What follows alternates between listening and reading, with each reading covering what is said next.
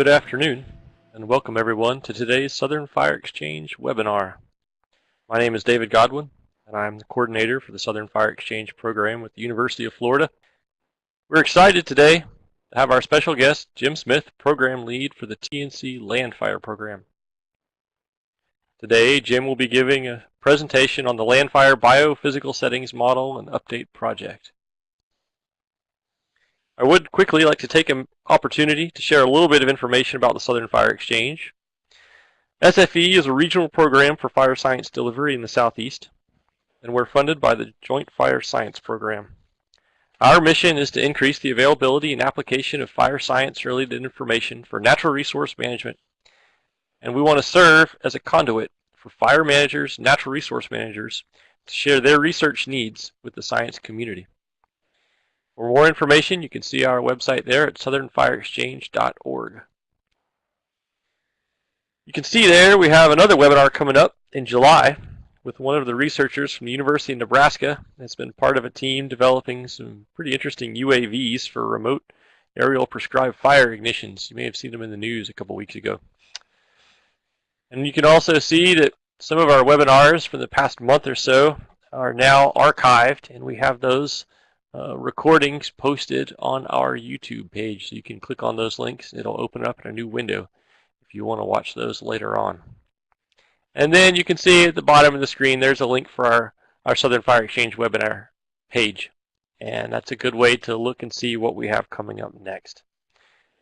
But really the best way to stay connected with us and to receive notifications about our upcoming webinars, field tours, products, programs, all that sort of thing is to join our email list. And you can do that by clicking right there on your screen. And finally, if you're joining us today from an area outside of the Southeast, please look into connecting with the folks from your local Fire Science Exchange network. You see, we're part of this nationwide program supported by the Joint Fire Science Program. And in every region of the country, there are folks just like us working to connect regional managers and regional researchers to address local fire science issues. So you can click on that link for firescience.gov, and there'll be a map. And you can click on that map and find your local Fire Science Exchange network. So now it's my pleasure to introduce Jeannie Patton, the communications lead with the TNC LANDFIRE team. And I'm going to hand over the controls to her. So 1 second, Jeannie, as we pull up your presentation.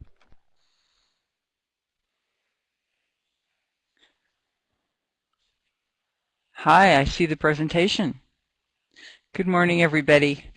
Welcome to the LANDFIRE and Southeast Fire Science webinar. I am Jeannie Patton, Communications Lead for the Nature Conservancy's LANDFIRE program based in sunny Boulder, Colorado. This is one of a series of webinars that we've been offering in partnership with the Fire Science Exchange Network through the year, looking at LANDFIRE's Biophysical Settings Review project.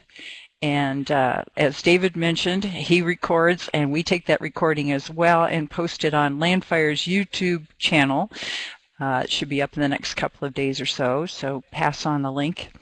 And we also publicize our webinars through the LANDFIRE Bulletin. The link to subscribe is on the last slide of this presentation, and if you want to get the bulletin, let us know. In poll question 3, we're asking that today as well.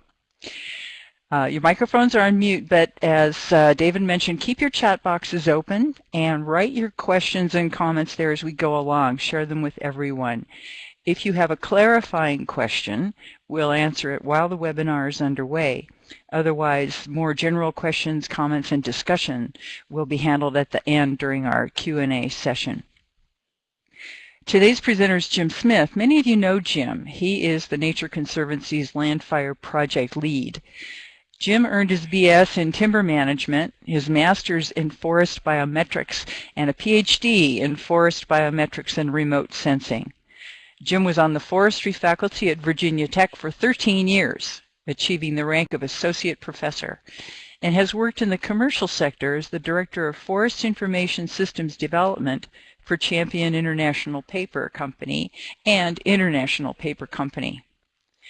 Jim's published and his work has appeared in peer-reviewed journals such as Fire Ecology, Forest Science, Photogrammetric Engineering and Remote Sensing, the Canadian Journal of Forest Research and the Canadian Journal of Remote Sensing. Among his many professional awards are the 2009 John Wesley Powell Award from the United States Geological Survey, the Special Achievement in GIS Award from ESRI, the John L. Davidson Award for Practical Papers from the American Society of Photogrammetry and Remote Sensing, and a University Certificate of Teaching Excellence from Virginia Tech. In 2011, the International Spatial Accuracy Research Association named their Early Career Scientist Award the James L. Smith Medal. It's my pleasure to hand this over to Jim. Thank you, Jeannie, and thank you, David. And please let me know if my levels of my microphone are not sufficient to be heard.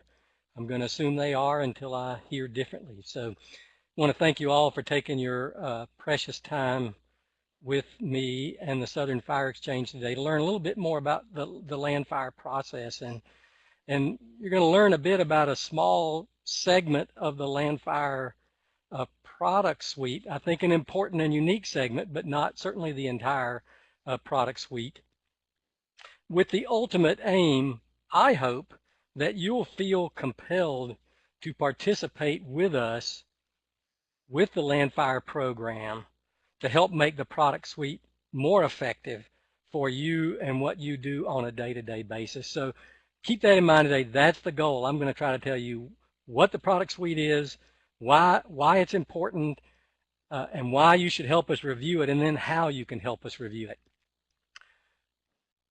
So I am privileged to lead a TNC Landfire team, which are these individuals here. All these folks are in different states. I happen to be in Jacksonville, Florida, but all this team is scattered across the U.S. But we're a small part of the overall Landfire program. We operate under our third now 5-year cooperative agreement with the U.S. Forest Service Fire and Aviation Management Group to be a partner in the Landfire program. But the primary leadership of the program is within the fire organizations in the U.S. Department of the Interior, Office of Wild and Fire, and U.S. Forest Service Fire and Aviation Management Group. So these 6 folks are a very small part of the overall Landfire program. So again, today, what I'm going to try to do is to make sure that you're clear on the biophysical setting, model, and description suite and product, as well as associated layers. How these models are used not only by Landfire but others, again, so that you'll see the importance of participating. And then the third thing is to really show you how you can help us improve this particular product suite within Landfire and some others as well. But first, let me give you a small introduction to Landfire. Landfire is about 12 years old now. It is an information production program, and as such, it has a set of design criteria that it must follow based upon the charter of the program. And those design criteria really define a lot of things about the product that are important to you and that you need to understand. So I have, in sort of a funny fashion, collapsed a bunch of design criteria down to 4 words, all starting with a C, so that it's easy for me to remember. So when you think about Landfire, I ask you to think about comprehensive, consistent, compatible, and current, okay? So comprehensive means all U.S. lands and major territories. So that's the continental U.S., that's Alaska, that's Hawaii, as well as the major Pacific and Caribbean island territories. So all Landfire products must be delivered for all those lands, regardless of ownership. By consistent, we mean that all the different products are created as consistently as possible across geography, across space, as well as across time. We've delivered 4 or 5 versions of Landfire. They are not entirely consistent from the first to the last version, because we do operate in a spirit of improving those products. But we do think about consistency to allow us to look backwards to hopefully try to compare across time. But we also try to keep the product approach and product suite as consistent as possible across geography so that they can be compared within a version across the US as well. But that is a very difficult thing to do, and it does require a certain price be paid to maintain that consistency. Products are compatible, so all Landfire products should match each other geometrically as well as thematically. So we try to keep the legends the same in products that may be compared to one another. We try to make sure that the products that are delivered match each other so that you don't have to do any pre-processing before you can use them. Our expectation is you download, you can use them immediately. And finally, the fourth C is current. And on a product that is trying to be comprehensive on all lands and current means that we're always have a bit of a lag in our delivery. So at this point, Landfire creates a new updated version and delivers a new updated version every 2 years that is approximately 2 years old. So at the end of this calendar year, 2016, the continental U.S. and most of Alaska and Hawaii, I believe, well, let's see, continental U.S., but not Alaska and Hawaii, will be delivered December 2016, representing the landscape in December of 2014. So it's not possible to create a completely current product that covers all lands with all the different products that we're creating. But we're hoping to actually, I hope, speed that up in the future, but that's going to depend on certain things that are somewhat out of our control, such as resources, budget, as well as some technological issues. So remember, Landfire is typically 2 years out of date when it's delivered. So what is the Landfire product suite? Well, the most familiar set of Landfire products are the spatial data sets. And there's 23, 24, 25, depending on how you count them, but it's 20 plus spatial layers. The vast majority of those are 30-meter spatial resolution arc grids, or rasters they are called sometimes. And the different layers fit into different categories of data.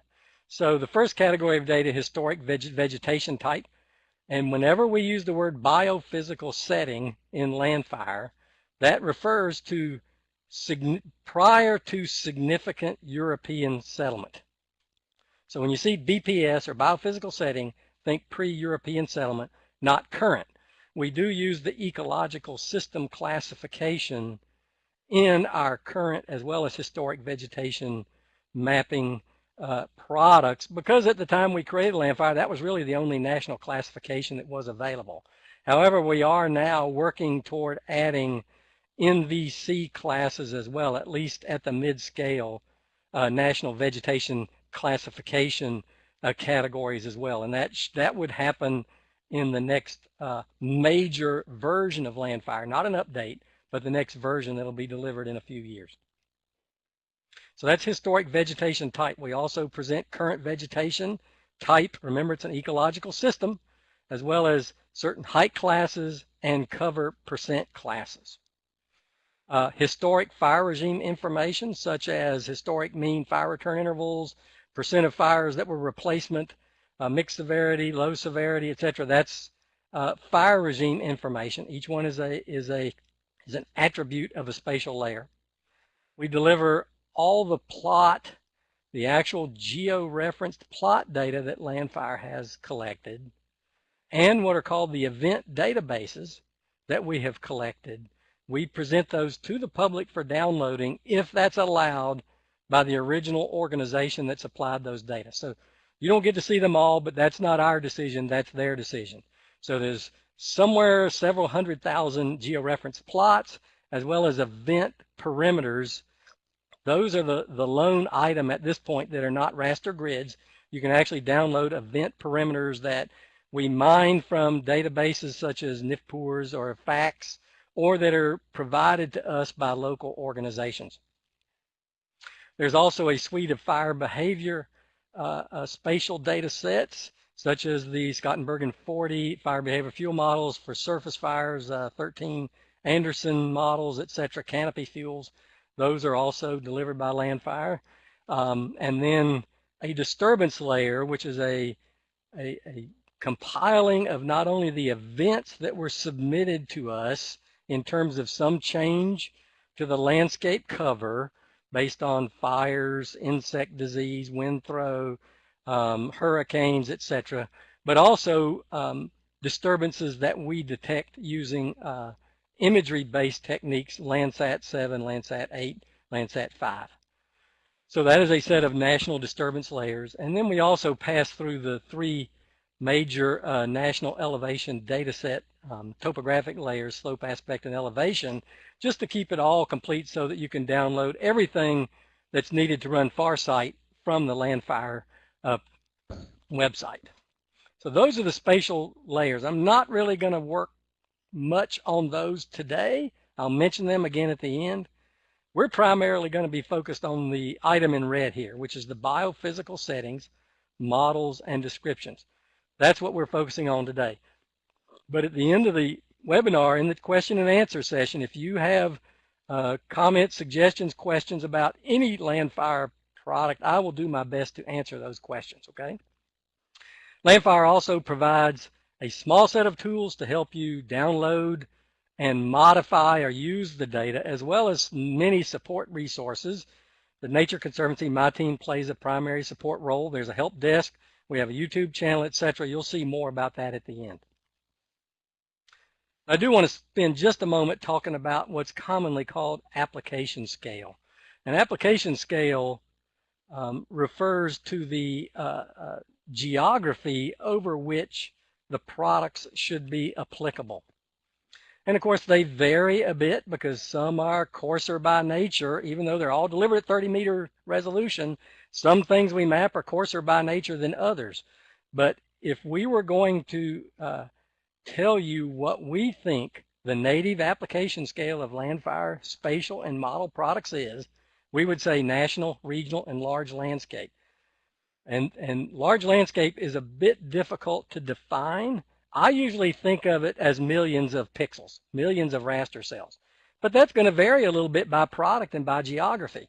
But our recommendation is that you think about the native application scale of LANDFIRE products, that is, as delivered out of the box, unadjusted by you or by local staff, is that you think of them as national, regional, and very large landscape products.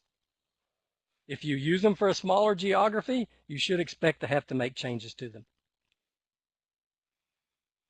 So let's talk about biophysical settings in a little more detail here. Remember, I did want to make you understand the models and descriptions, what we're going to focus on today, its context within the overall LANDFIRE product suite.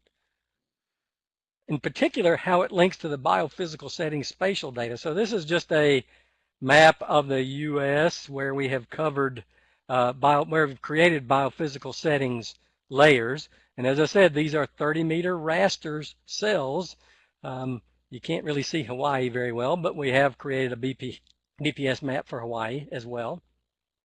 But every pixel that you see here on the screen has attached to it a biophysical settings code that links it to a model and a description. So that's what we mean by compatible, that you could not point to a pixel in the BPS map that does not have a BPS model and description associated with it.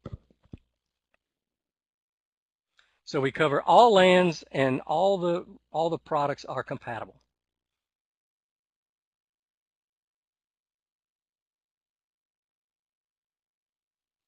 So the BPS models and descriptions, based on the name, it's easy to see there are really two components to this biophysical setting. Remember, prior to significant European settlement, model and descriptions. There's a text description that's informed by the ecological model that you'll see on the right, but the text description describes the components that you'll see in the model on the right. So what you see on the left is a description of a particular biophysical settings model, which in this case is South Atlantic Coastal Plain wet pine savanna and flatwoods.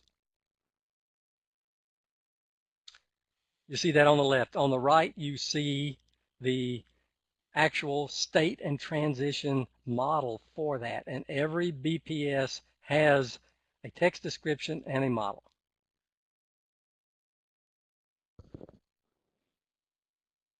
I see that some people are having some difficulties with the audio. I'm sorry about that. I'm using a headset. There are no weather or other problems here, so I don't think there's much that I can do about it. So hang in there, and I hope that it will get better for you.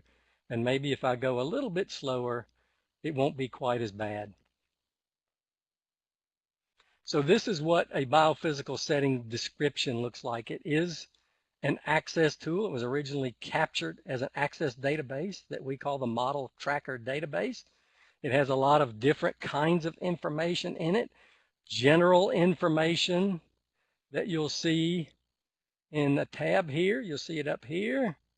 You'll see classes, height cover, summary, disturbances, and relevant literature. This is a really extensive description of how that biophysical setting, that ecological system functioned prior to significant European settlement. So you see a lot of things here about the disturbance description, about the geophysical site that it occurs on, and all those kinds of things. One of the unique things about it is this succession class tab, where we allowed individuals to describe up to 5 different succession states for any ecological system. They could have less, but they could not have more than 5. So they were able to take this southern Atlantic coastal plain, wet pine, savanna, and flatwoods and divide it up into up to 5 succession states and describe those succession states based on their tree height, their predominant species that you would find there, the percent cover that they might do, any particular comments that you might have about this particular biophysical setting. You can put them in here. Anything you want to tell us, you could tell us. So this is where we start to really delve into the function of the ecological system, not just the description, but how all these things fit together in terms of the succession and disturbance patterns for that ecological system. So that's an important thing, and a unique thing about these descriptions is this succession class information. I won't go into the other tabs here much. I might mention them later, but the important thing here is for you to understand this is a very detailed and complicated description.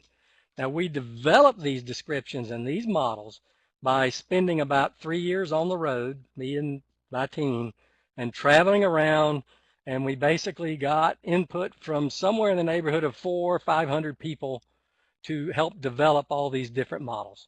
So these are not the product of the TNC Landfire team. We facilitated the development of this product. So this is what the model looks like, and it is explicitly linked to a description. And remember, we have up to 5 succession states. That's these 5 boxes. This is the Atlantic coastal plain, wet pine, savanna, and flatwoods. We did describe 5 boxes, and then each box has associated with it a set of disturbances that actually have numerical probabilities, and a succession pathway up here as well. So the experts helped us define all these different parameters, define how the boxes are constructed, and then describe each one of those boxes within the biophysical setting description. Now, this is a quantitative model. This is not a description, but an actual quantitative model. And what you see here is the current version of VDDT, Vegetation Dynamics Development Tool, that we use to create these models, but the system has evolved in 2 or 3 steps into a new system called STSIM.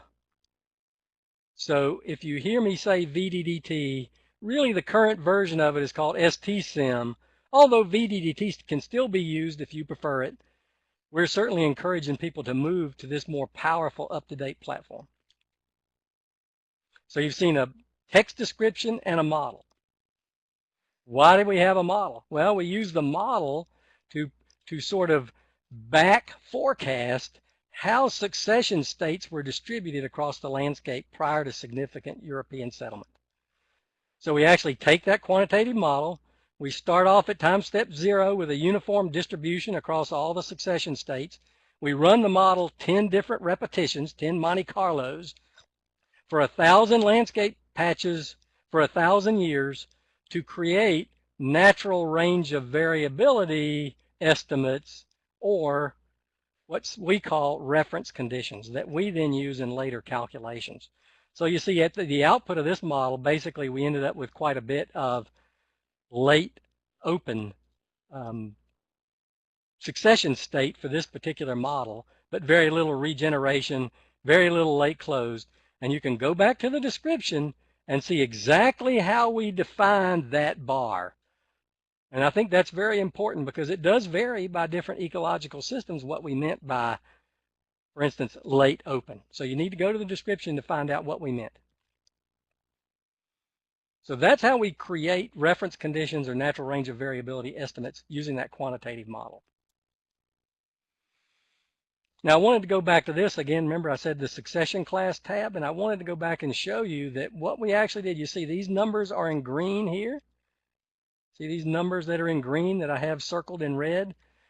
To maintain the connection between the description and the model, we actually wrote a link so that this description went and actually grabbed the results of the model out of the latest result of the model and put them in this particular locations within the tab. So the actual succession class percent on the pre-European settlement landscape, the structure and cover class, and then also the disturbances. I didn't open up the tab, but we actually calculate the overall fire probabilities for this particular biophysical setting from the model and insert them into this disturbance tab.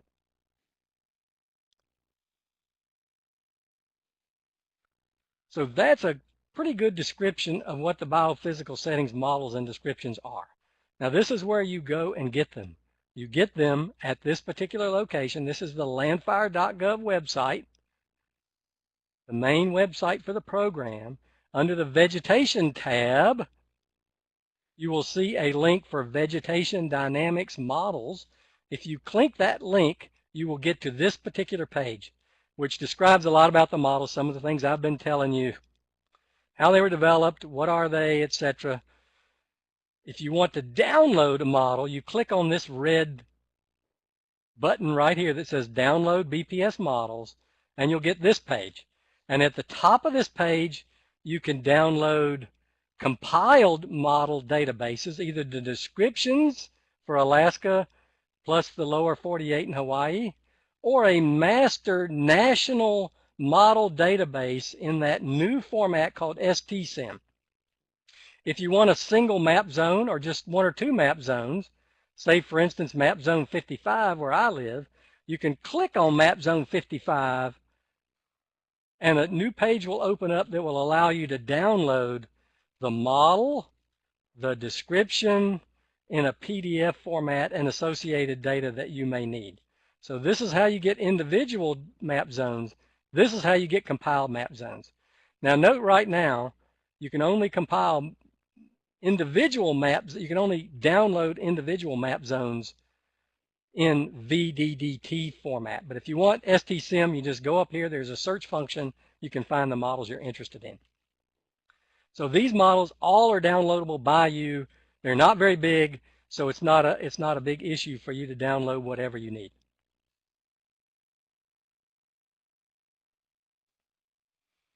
So I'm going to talk a little bit about why these models are important. We've talked about what they are, where to get them. Now I want to make sure you understand why they're important. They're important to the Landfire program because they are the source of fundamental ecological information for mapping biophysical settings, for creating that spatial data layer that we call biophysical settings. It has not been updated since the original version of Landfire. The models have not been updated since the original version of Landfire. They are explicitly linked, remember with the BPS code, but also the information contained within the model itself, the descriptions, help map biophysical settings.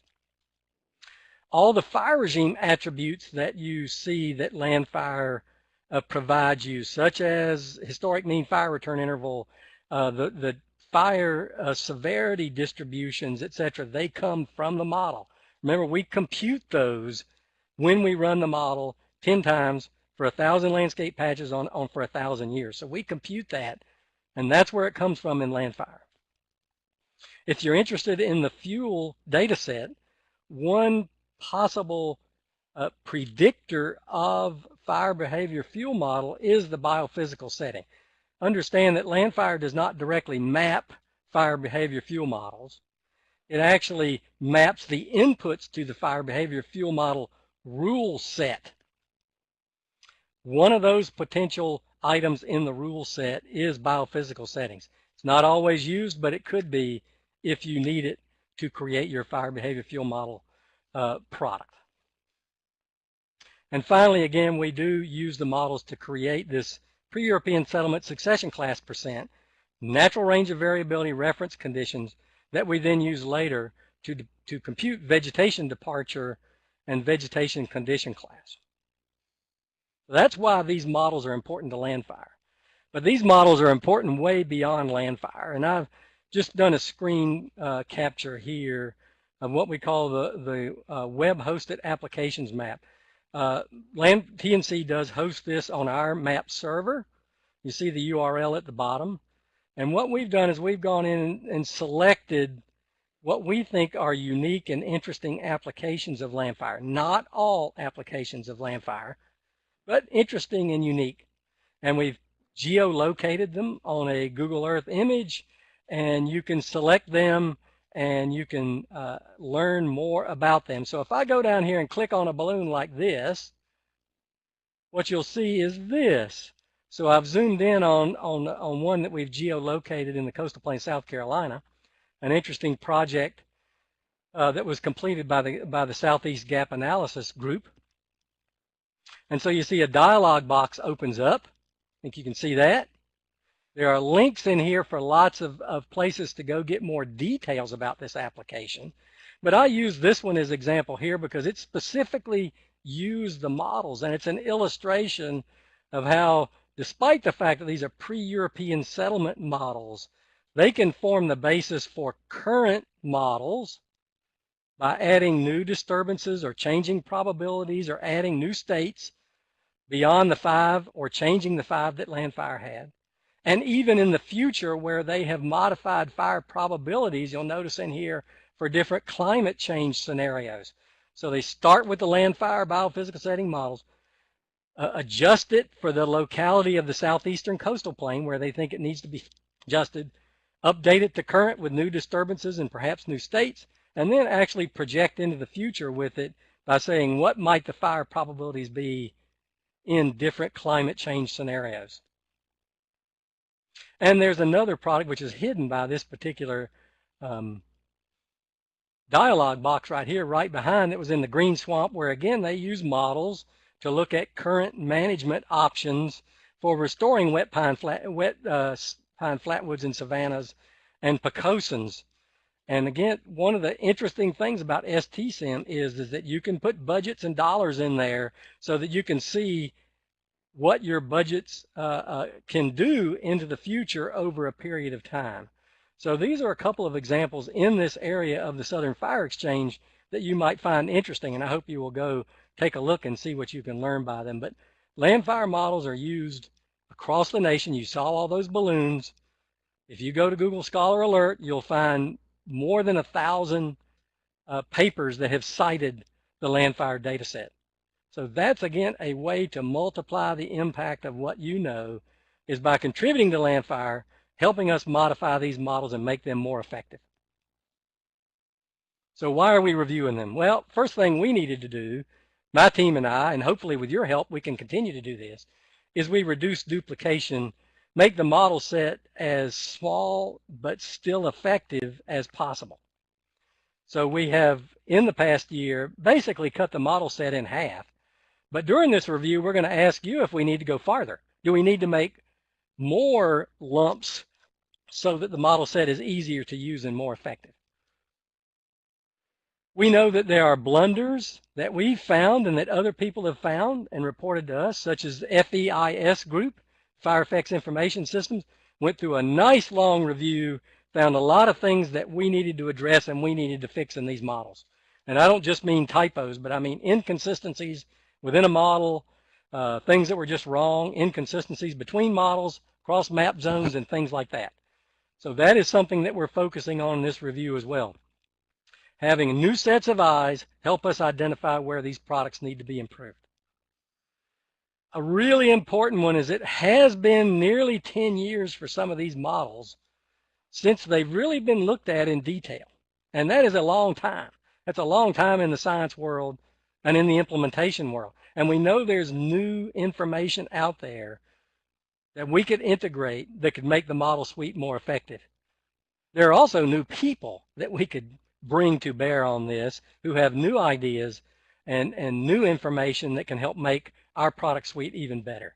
So that's a really critical thing to us. That's why we're doing these webinars, so that nobody that has some information that can help us can ever say, I didn't know I could do that. We want you to know you can do that, and we encourage you to do so. Also, by working on this data set, we have the potential to improve two sort of implementation things for you, which is how you get the models, and also we've been working on with the software vendor to make the modeling software more efficient and more useful to you. So the model review process is helping us drive this as well, making them more easy to use and obtain. That's why we're going through this process. And quite frankly, it's a difficult process. We've been working on it for nearly a year before we ever went public with it. But now it's important that we go public with it, because our opinion is you can only help us make this product suite better. It would be easier on us if we just took a year and a half or a couple of years and just did it internally, but it would not work out as well. What we need is for folks like you to impart your wisdom into these models and really help improve them. And this is something that we fundamentally believe, and it has caused some concern because not everyone believes everyone should have an equal shot at improving these models. But we certainly do, and the Landfire program certainly does. So we encourage you to follow the instructions I'm about to give you and participate in this review.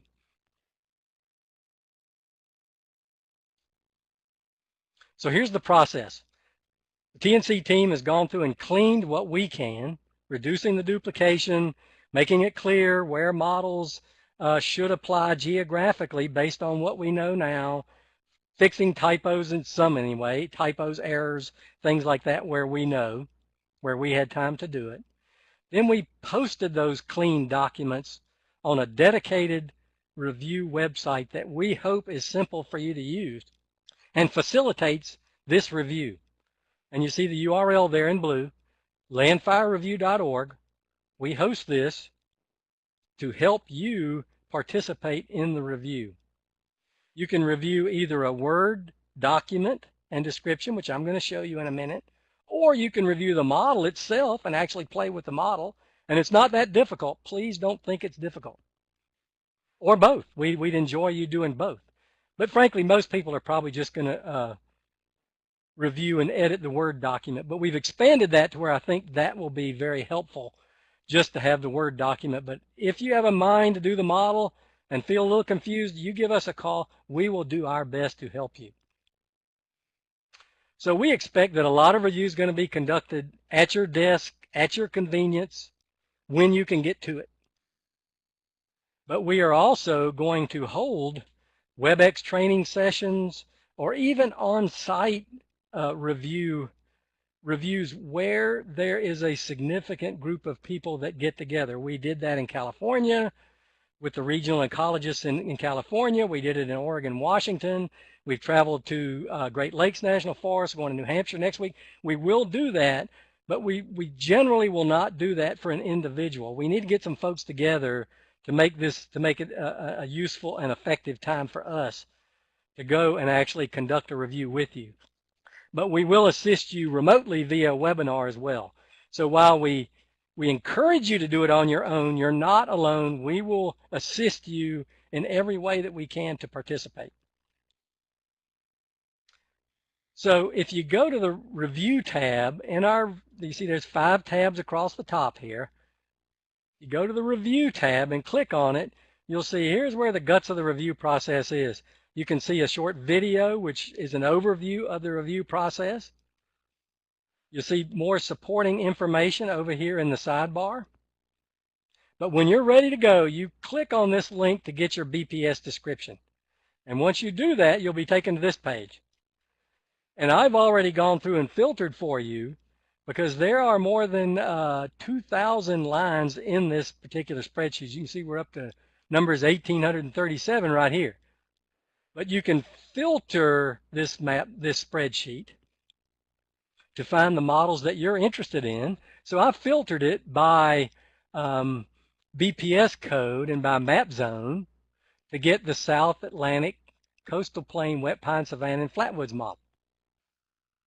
Then I click on this blue link here, and when I do that, I'll be prompted to save a Word doc. And if I save that Word document, at the top of that Word document, you'll see general instructions again on how to conduct the review. But never hesitate to contact us if you're confused. We have specific things we're asking you to do, but we'll take any comment that you have on any aspect of the model or the description. As you scroll down through this document, you'll see the name of the ecological systems, the map zones that we feel that it applies to now. 55 and 58 is basically the Georgia and South Carolina coastal plains. And then you'll see that entire description spelled out in a Word document rather than in an Access database. And you can turn track changes on and edit anything you wish in this particular document. By the way, we've also gone in there, if you don't want to do the model, but the model is important, we've gone in there and extracted the important parameters out of the model and placed them in the Word document so that you can now tell us what you think about these different parameters. The succession pathways, the disturbance types, the disturbance probabilities or return intervals, those things are all available to you to edit for us. Once you've completed your review, we ask you to save it. Remember, track changes was on. Save the file with your name on the end, and then you'll submit it back to us. The instructions are there at the top of the document. So this is how we're hoping you will review on your own, but call us if you have problems. That's all there is to it. So I want you to remember that what we're doing is we're focusing on models and descriptions, but it's explicitly linked to the biophysical settings spatial layer as well. And while it's not a focus of our review, any information, comments, suggestions on the BPS spatial data, we will also take that from you. The two products are not completely separable. So if you have comments about the spatial data as well as the models and descriptions, how we might improve that spatial data, we would like to get those from you. So we will take comments on the state and transition model, the description, and the spatial data, but we're focusing on the description and the model. Why we want you to do this is these models and descriptions are used extensively. They're unique. There is no other place to get this information as far as we know. So this is a good place for you to multiply your impact and help provide what you know to other individuals. And then how? You can go to the Landfire Review website, or you can contact anyone on our team, and we will do everything we can to support you in your review. So while I had you here, I know I usually get questions about this, so I'm just going to throw it in and do a quick update on the Landfire program. Landfire 2014 update is underway, in progress. Remember, we should deliver Landfire 2014 about by the end of this calendar year, maybe slop over into 2017 a little bit. So it'll be a version 2 years behind, delivered at the end of 2016. We are also planning a remap of the layers. We've been updating the layers since 2001 version.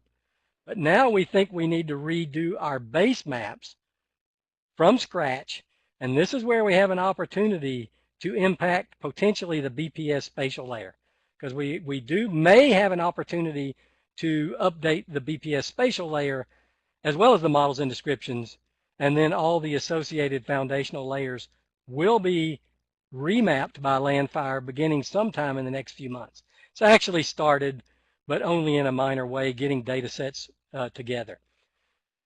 And then finally, I am asking you and pleading with you and whatever I can do to help us in this BPS review process. It is important. It is a way you can engage in LANDFIRE. But there's another way too. For those of you that are really interested in fire behavior fuel models, remember LANDFIRE uses rules, and they have set up different webinars across that are geographically centered. The Southeast one has already happened, unfortunately, but you can participate in any webinar and learn how LANDFIRE does it, how you can get access to LANDFIRE's fire behavioral fuel model mapping rules, and actually provide suggestions to those rules. So if you have any information and you want to participate, that's another way you can engage in the LANDFIRE program, through this BPS review and also through the fire behavior fuel model guidebook webinars and modification that's going on. So now I'm done. I'm going to turn this over to Jeannie and let her summarize where we are in terms of how to contact us. Then we'll have questions. Thank you. Thanks, Jim. We've got the chat box open, so go ahead and write your questions in or make any comments, additions to the presentation, and I'll go over these online connections in the meantime. And thank you, David, for putting some of these URLs in the chat box as well. The Landfire Program home, landfire.gov. The Conservation Gateway is the Nature Conservancy's open website, generally of interest to scientists and those of us who are practitioners in the field. Our Landfire site is up there on nature.ly.landfire. If you just get to the gateway and look under fire, you'll find us there. We have a Twitter feed, nature_landfire. Our YouTube channel I mentioned earlier. I was just on there yesterday loading up some more of our videos. We're running around 80 or 90 videos up there now, including tutorials and all of the webinars we've been doing with the Joint Fire Science Program. So be sure and check that out. Our bulletins and postcards are sent out through MailChimp, which means you need to subscribe in order to get them. The default email, if you want to know any of this, is landfire@tnc.org. So if you'd like to get the bulletin, if you have comments, if you need follow-up, anything like that, send us a note at landfire@tnc.org. And then we'll remind you again about the BPS review website. So that's what I wanted to say about our online connections. And Jim, that means I'm going to toss it back to you. We're waiting on a couple questions, and I see there's somebody typing. Yeah,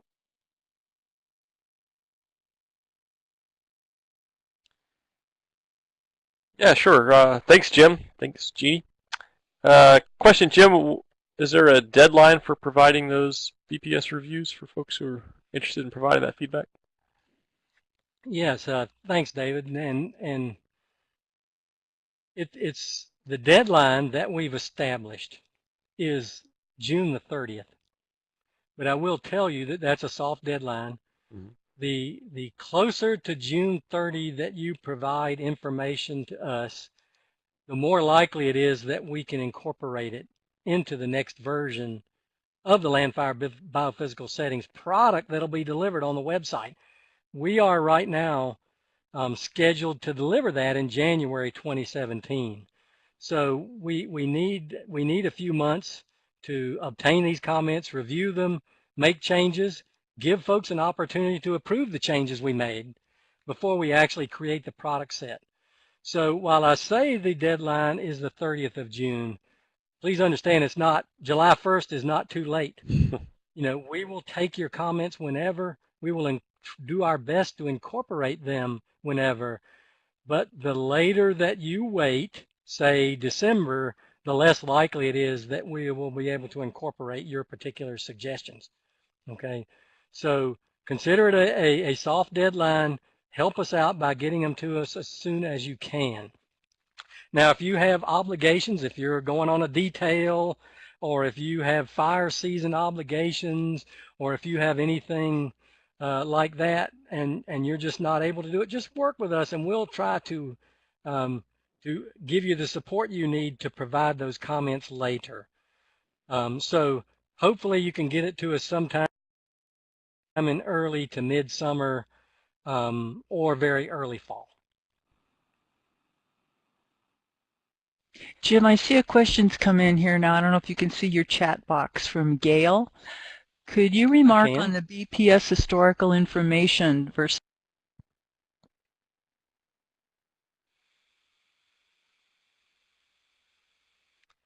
So the biophysical settings models and descriptions do not exist for anything that is not considered a natural vegetation type. So an agricultural landscape or an urban landscape or those things, we don't really try to model those or describe those. And the biophysical settings layer attempted to ignore those, but we use basic foundational layers like degree days and precipitation and elevation and slope and aspect and soils and things like that, which largely are unaffected by the conversion of natural landscapes to ag or urban or things like that. So you won't see those either in the spatial data or in the biophysical settings models and descriptions. What you will see, however, in the biophysical settings, because we used a current elevation data set, you will see things like modern reservoirs, sometimes major structures in the water like a bridge and things like that, because they show up in the elevation data. But we attempted to ignore those when we created biophysical settings information. So you will not find anything on them in the BPS product suite, spatial data, models, or descriptions, or any of the fire regime attributes. They will have what we would think of as the natural vegetation in those locations, as best we could tell. I hope that answers your question, Gail.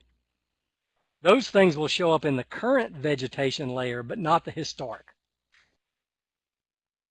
Looks like she's typing a reply. I had another question, Jim. What type of expert, who are you looking for review information from? Well, basically, we believe in an open door policy. We will take information from any individual that wants to take the time to provide it. So we do not, in effect, check qualifications at the door. It's not always been well thought of, but that is the way that we do it because we don't really have a way to adequately check someone's qualifications.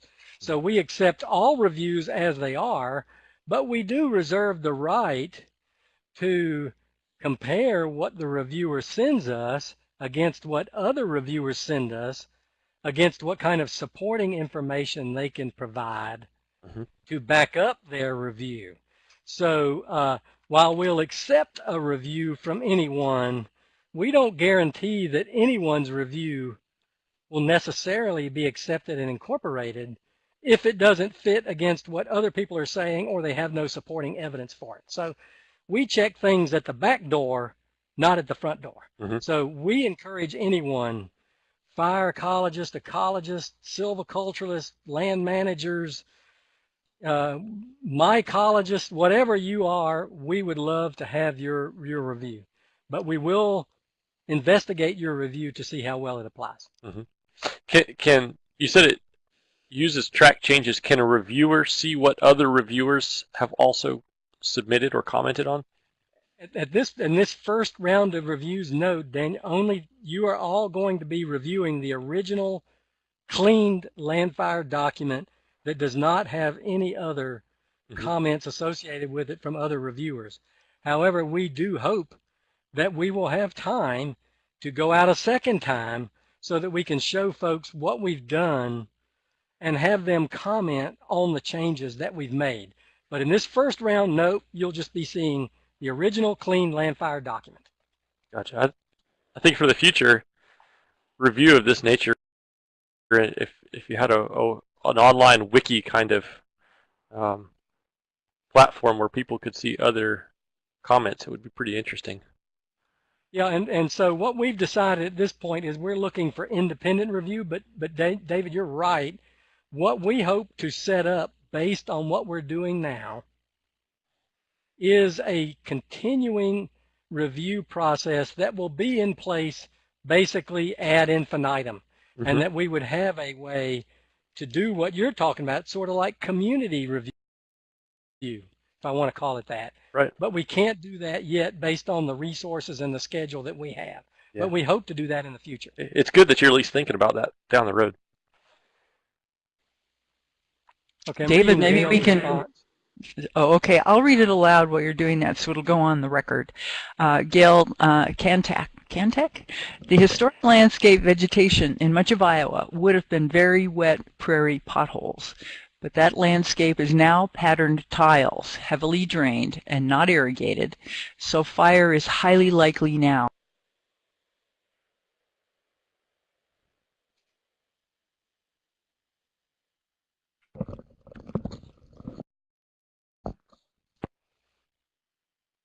Yeah, I'm sorry I had to leave for just a second. Something happened outside, but everything's okay. So can you repeat that, Jeannie? I'm sorry, I missed your comment. I'm reading Gail's response. Yeah.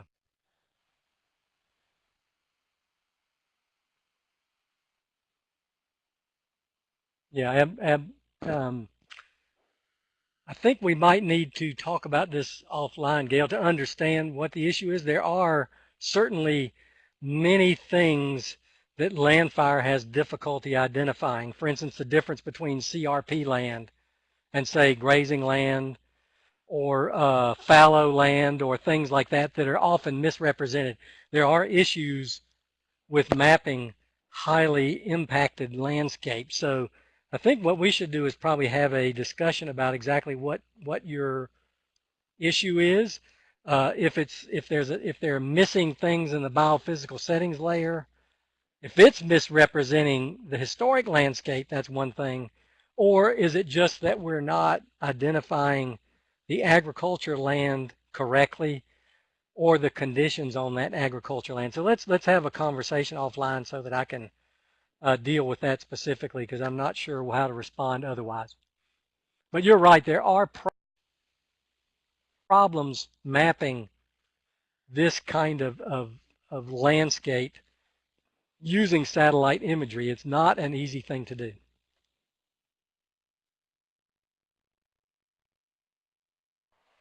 Looks like she had a follow-up message there with her contact information. Okay. I'm going to write that down, Gail. Okay. Maybe add one last question. It looks like we're getting towards the end of our hour here. And my question here with Jim, are there any models in the southeast in our region that stand out that you know of or can think of that in particularly need attention, or you would like to, off the top of your head, would like to see more comment on them?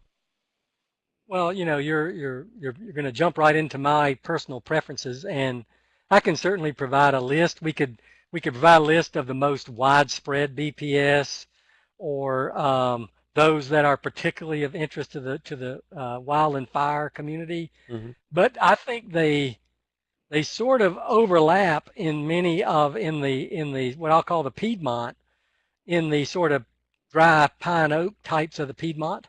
Mm-hmm. But in the coastal plain, probably longleaf pine. There's several different longleaf pine biophysical settings models: sandhills, upland, wet pine savanna, and flatwoods. But also pecosins, or some of those pecosin bay types. Those would, I think, be of major interest because of their uniqueness, the fact they were much more widespread on the landscape prior to European settlement, or they are very widespread. So that's probably how I would prioritize them myself. Mm-hmm. David. So that's a good question. But you get into personal things. I love longleaf. So that's hard for me to not say that longleaf isn't really critical. It's Right. also such a conservation target that it makes it a really viable model for people to look at. So for And I'm anybody talking who about is in the lowlands south here. In the uplands, in the mountains, I'd probably have a slightly different list. mm-hmm. So if any of those that you just mentioned is kind of connects with somebody that's on the webinar right now, they should go ahead and jump right in and try and provide some comment on those BPS models. Yeah, and again, never hesitate. Our email addresses are on the screen. Any of us can help you. We would love to help you. That's why we're here, because it's only you guys that can really improve the models. Thanks, David. Outstanding. All right. Well, it looks like we have come up to the end of our time this afternoon. And I'd like to thank you very much, Jim and Jeannie, for joining us today. It's been a pleasure to work with you guys.